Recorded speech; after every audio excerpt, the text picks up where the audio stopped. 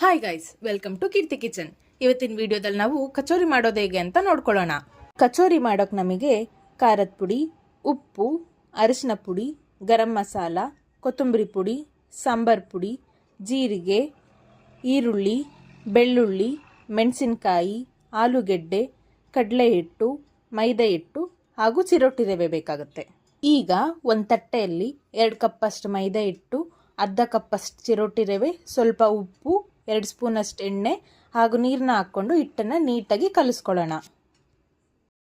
ಈಗ ಕಚೋರಿ ಫಿಲ್ಲಿಂಗ್ ಮಾಡ್ಕೊಳ್ಳೋಕೆ ನಾವು ಒಂದು ಪಾತ್ರೆಯಲ್ಲಿ 2 ಸ್ಪೂನ್ ಎಣ್ಣೆ, ಜೀರಿಗೆ, ಮೆಣಸಿನಕಾಯಿ ಹಾಗೂ ಈರುಳ್ಳಿನ ಹಾಕ್ಕೊಂಡು ನೀಟಾಗಿ ಫ್ರೈ ಮಾಡ್ಕೊಳ್ಳೋಣ. ಫ್ರೈ ಮಾಡ್ಕೊಂಡಿರುವಂಥ ಈರುಳ್ಳಿಗೆ ಸ್ವಲ್ಪ ಗರಂ ಮಸಾಲ, ಉಪ್ಪು, ಖಾರದ ಪುಡಿ, ಅರಿಶಿನ ಪುಡಿ, ಸಾಂಬಾರ್ ಪುಡಿ, ಕೊತ್ತಂಬರಿ ಪುಡಿ ಹಾಕಿ 2 ನಿಮಿಷ ತನಕ ಬೇಯಿಸ್ಕೊಳ್ಳಿ.